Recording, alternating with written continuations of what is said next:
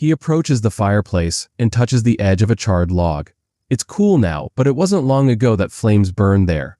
The signs of recent activity are everywhere, each one making Mac more uneasy. He can't shake the feeling that whoever was here could return at any moment. Just as Mac begins to speak again, a distant sound cuts through the silence, a faint rumble, like an engine far off in the woods. Both he and Jamie freeze, their eyes locking. Mac motions for her to stay quiet and crouches low, moving toward the window. The sound grows louder, unmistakably a vehicle approaching. Mac's grip tightens on the knife he took from the table. "They're coming," he whispers. "We need to move." Now Jamie's fear is written all over her face, but she nods and follows as Mac heads for the back door. Mac Mackenzie leads Jamie out the back door of the cabin, his steps swift and silent. The sound of the approaching vehicle grows louder, reverberating through the forest. Mac's mind races as he evaluates their options, knowing every decision matters. He signals for Jamie to keep low as they slip into the shadows of the dense trees behind the cabin. Jamie struggles to keep up, her breaths quick and shallow, but she doesn't complain. Mac glances back at her, his expression hard but encouraging. "Stay close and don't stop," he whispers, his voice barely audible over the crunch of leaves beneath their feet. They move deeper into the forest, putting as much distance as possible between themselves and the cabin. The vehicle finally comes into view, a dark SUV, its headlights piercing through the twilight. It stops just outside the cabin, and Mac catches glimpses of two figures stepping out. Both men are armed, their movements deliberate and practiced. Mac ducks behind a thick tree, pulling Jamie down beside him. He presses a finger to his lips, signaling her to stay quiet. Jamie nods, her wide eyes fixed on the men as they begin to circle the cabin, their voices low but carrying in the stillness. "They're checking the place," Mac mutters under his breath, barely audible. He watches as one man enters the cabin while the other scans the surrounding area, his flashlight cutting through the growing darkness. Mac's grip tightens around the knife he took earlier. He knows they're at a disadvantage, outnumbered, and without proper weapons, but he also knows the forest offers some cover if they play it smart. Jamie shifts slightly, her nerves getting the better of her. A small twig snaps beneath her foot, the sound too loud in the quiet forest. Mac's eyes widen as the man outside the cabin turns sharply, his flashlight sweeping toward their direction. "Run," Mac whispers urgently, grabbing Jamie's hand. Without waiting for her to react, he pulls her deeper into the forest, their footsteps muffled by the thick underbrush as they flee into the growing darkness. Mac Mackenzie and Jamie run deeper into the forest, their breaths loud in the quiet, darkening woods. The flashlight beam cuts through the trees behind them, drawing closer. Mac keeps a firm grip on Jamie's hand, pulling her along even as her steps falter. He knows they can't afford to stop, not when their pursuers are so close. Jamie stumbles on a root, but Mac catches her, steadying her before she falls. "Keep moving," he whispers urgently, his tone leaving no room for hesitation. She nods, biting her lip to keep from crying out, and they push forward. The forest grows thicker, the underbrush scraping against them as they weave through the trees. Mac looks over his shoulder, catching glimpses of the flashlight beam bouncing erratically, the men clearly searching for them. Their voices carry faintly through the air, but the words are indistinct. Mac spots a shallow ravine ahead and makes a quick decision. "Down here," he says, guiding Jamie carefully into the ditch. They crouch low, using the uneven terrain to hide from sight. Mac pulls Jamie close, his eyes fixed on the direction they came from.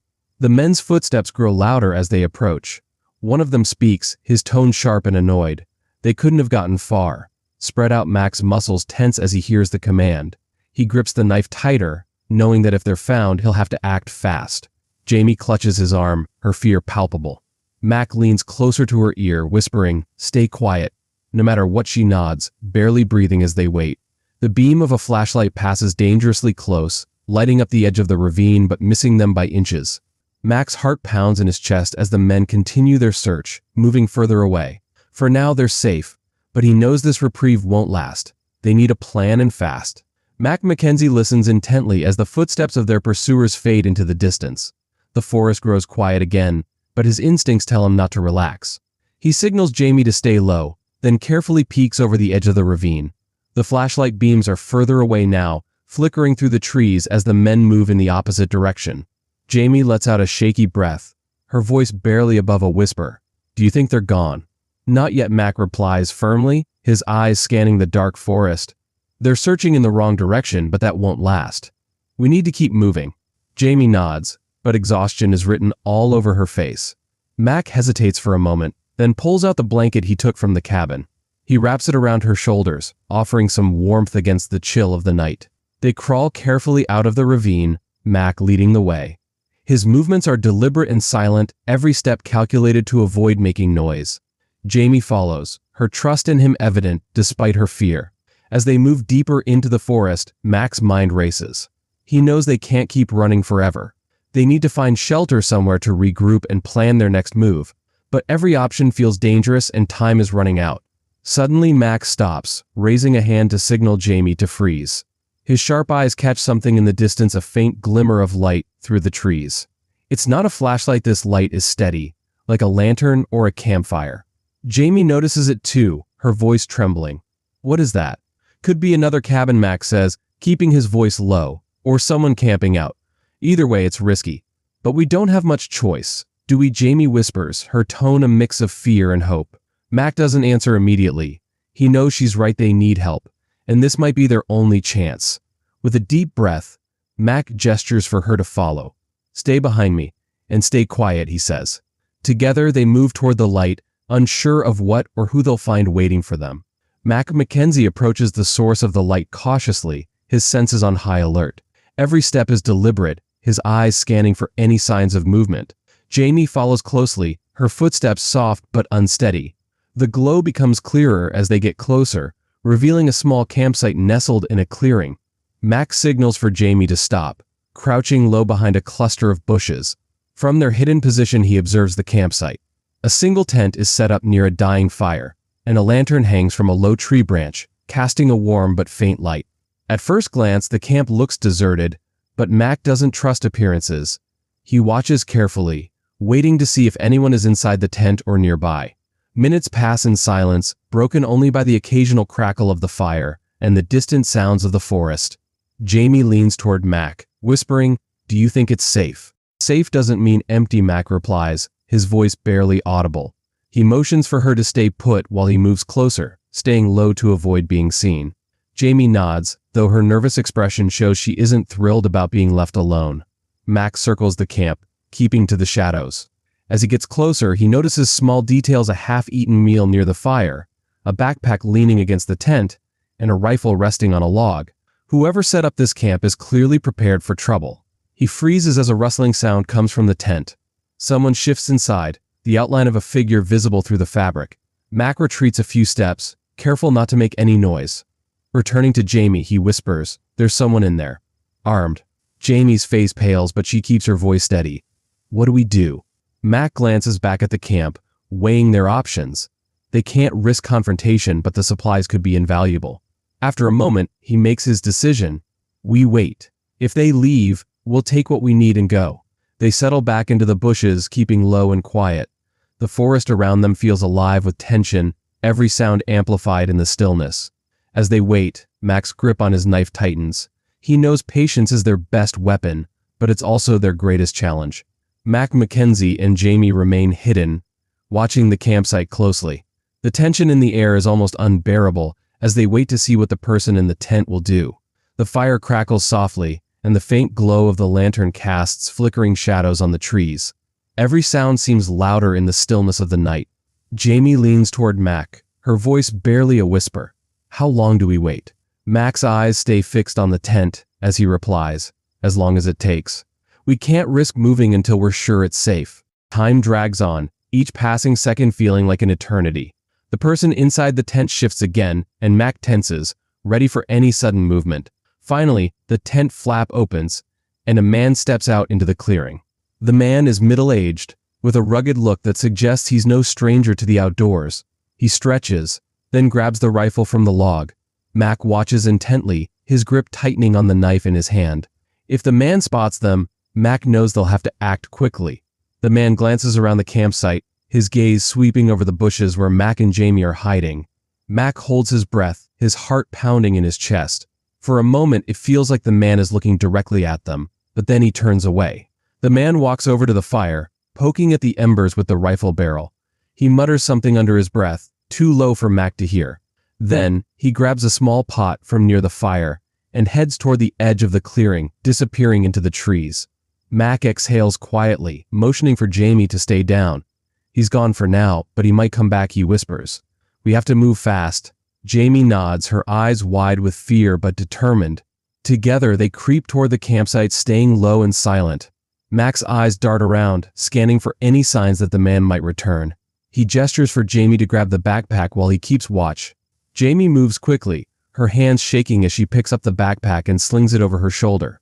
Mac takes the opportunity to extinguish the lantern, plunging the campsite into darkness. They retreat into the woods, their movements swift and quiet. Once they're far enough away, Mac slows down, checking their surroundings. Let's see what we've got, he says, opening the backpack. Inside they find canned food, a flashlight, and a small first aid kit. Jamie lets out a sigh of relief. For now, this will do, Mac says, though he knows their challenges are far from over. The forest still feels dangerous, and the man they just stole from won't take kindly to finding his supply. Mackenzie and Jamie keep moving through the dense forest, their footsteps muffled by the thick carpet of leaves and underbrush. The weight of the backpack, now filled with stolen supplies, pulls at Jamie's shoulders, but she doesn't complain. She's used to the struggle, and their survival depends on it. As they walk, Mac keeps his senses sharp, aware of every rustle in the trees, every shadow that flickers at the edge of his vision. He's certain the man from the camp will notice the missing supplies soon. And when he does, Mac knows there's no way the man will let them get away easily. Jamie speaks quietly, her voice full of worry. Do you think he'll come after us? Mac doesn't hesitate. He will.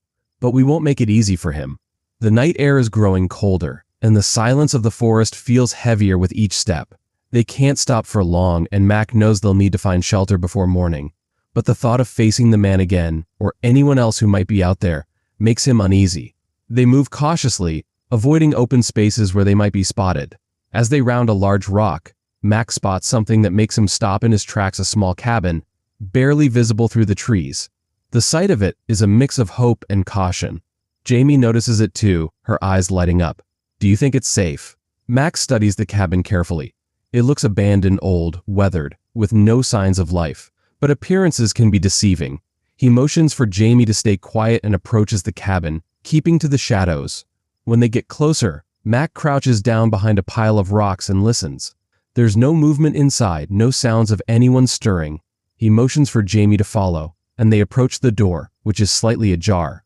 Mac reaches for the handle slowly, his heart pounding in his chest. He pushes the door open just enough to slip inside, peering into the dark interior. It smells musty, like it's been abandoned for a while, but it's dry and sturdy. The safety it offers feels temporary at best, but for now, it's better than the open woods. Jamie steps inside after him, her eyes scanning the room for any signs of danger. The cabin is sparse, just a single bed, a small table, and a few chairs. Nothing useful at first glance, but it's a place to rest and regroup. Mac checks the corners of the room, making sure they're alone, then closes the door behind them. We stay here for the night, he says. Get some sleep, but stay alert. We can't afford to be caught off guard. Inside the cabin, the quiet is almost deafening.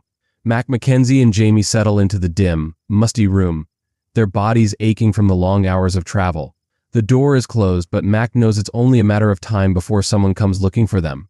He won't let his guard down, even here. Jamie sits down on the edge of the bed, rubbing her tired eyes. She looks exhausted but relieved to finally have a moment to rest. Her hands are still trembling from the earlier tension, and her face shows the strain of their journey. We'll be all right for a while, Mac says, though his voice lacks conviction. He knows it's not over yet. There's still the man they stole from, and the wilderness itself is unforgiving. But for now, the cabin offers a temporary sense of safety. He moves toward the small window, peering through the crack in the old wooden shutters. The forest outside is still, the night air thick with silence.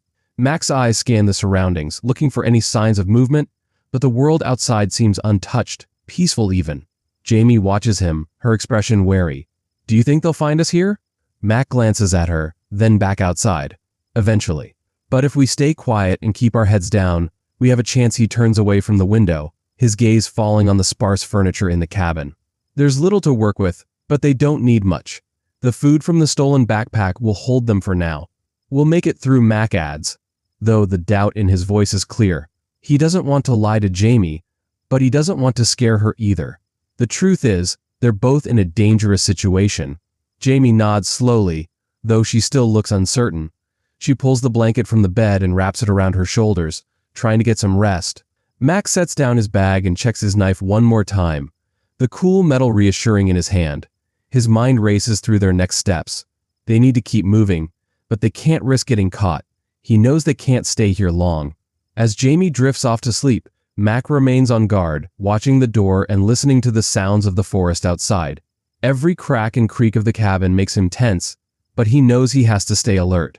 This brief moment of peace could be the calm before the storm. The silence of the cabin stretches on as Mackenzie keeps watch. Outside, the wind picks up, rattling the old wooden shutters and adding to the unease that has settled in his chest. He can hear the faint rustling of the trees in the distance, the soft creaks of the building settling, and even the occasional distant animal noise, but nothing else. Still, he doesn't allow himself to relax. Jamie stirs in her sleep, the faint light from the moon casting shadows across her face. Mac glances at her, watching her peaceful expression. It's hard to believe that just hours ago, they were running for their lives. He's grateful for this brief moment of calm, but it's not enough to stop his mind from racing. He quietly moves to the corner of the room where he stashed his backpack. His hands search through the contents: food, a few tools, and the small stash of cash they managed to grab.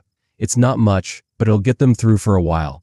Mac doesn't want to think about what happens after that. They can't keep running forever. As he unrolls the map, he looks over the route they've taken. They've moved farther into the forest than he'd expected, and he can't shake the feeling that they're being followed. Even here, in this remote cabin, he feels exposed. The wind outside picks up again, howling through the trees, and he listens intently, convinced he's heard something. Shaking off the growing anxiety, Mac tucks the map back into his bag and stands, making his way to the window. His eyes scan the trees once more, searching for any sign of movement. The forest remains still, the darkness making it difficult to see anything beyond a few feet. He turns back to look at Jamie, still sleeping soundly. There's a part of him that wants to stay here, to let the world slip away for just a little longer. But deep down, he knows that peace is fleeting. They need to keep moving. With a final glance out the window, Mac heads back to the door, quietly checking the locks. He's not sure what's coming next, but he's certain that whatever it is, they won't be able to face it if they're caught off guard. Mackenzie quietly watches the moonlight filter through the cracks in the cabin walls, casting long shadows across the floor. The stillness of the night is almost unbearable, and he can't shake the feeling that something is out there, lurking in the darkness. His instincts tell him to keep moving, to never get too comfortable, but for now, they have no choice but to wait. Jamie sleeps soundly in the corner, her breathing steady, though Mac knows that's just a temporary reprieve. Their situation is fragile. The stolen supplies will only last for so long, and the threat from the man they'd crossed still looms over them like a dark cloud. Mac runs a hand through his hair, frustration building. They need a plan, but right now he's at a loss. They can't stay in the cabin forever, but venturing out into the unknown could be even riskier. He stands and moves to the door once more, peering through the tiny gap in the shutter. The night is eerily quiet, the only sound the rustling of the trees in the wind. It's unsettling, almost too quiet. A soft creak from behind makes Mac freeze, his hand instinctively reaching for the knife at his belt. His heart races as he turns slowly toward Jamie, but she's still fast asleep, completely unaware of the tension in the room. Mac exhales slowly, forcing himself to calm down. It's just the old cabin settling, he tells himself, nothing more. But the feeling of being watched lingers. As he moves away from the door, Mac begins to reconsider their options. They can't stay put, but they need to be strategic about their next move. The forest around them is dangerous, and they're not alone out there. Jamie shifts in her sleep, pulling the blanket tighter around her. Mac watches her for a moment, his mind torn. She's depending on him, and he knows he can't afford to fail her. After a long pause, Mac makes a decision. They'll have to move before daylight. The longer they wait, the more vulnerable they become. They'll head deeper into the woods, far from the cabin, and hope they don't cross paths with the people searching for them. But even as he forms the plan, a nagging doubt creeps into his mind. Is it enough to keep them safe? As dawn breaks, the light creeps into the cabin, casting long shadows across the floor. Mackenzie has been up for hours, already packed and ready to leave. He watches Jamie sleep, her face peaceful for the moment, unaware of the dangerous decisions he's made in the silence of the night. But he knows that the calm won't last. The plan is simple: get as far away from the cabin as possible.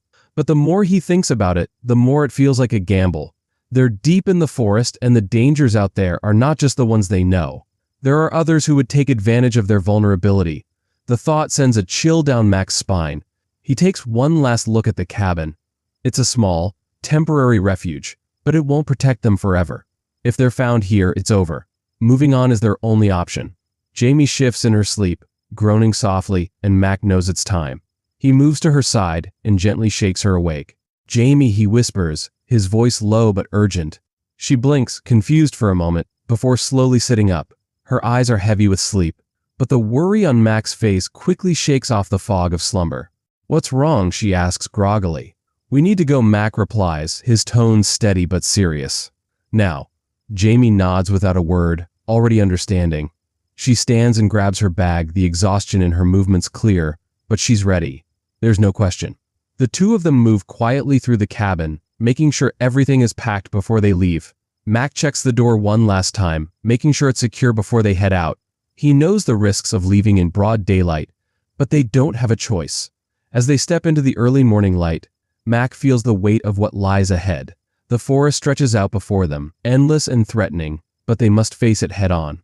The early morning light filters through the trees as Mac, Mackenzie, and Jamie step into the dense forest, their footsteps muffled by the thick underbrush. The world around them feels different now, more immediate, more threatening. Every noise seems louder, every rustle of leaves or snap of a twig sending them both into a tense alertness.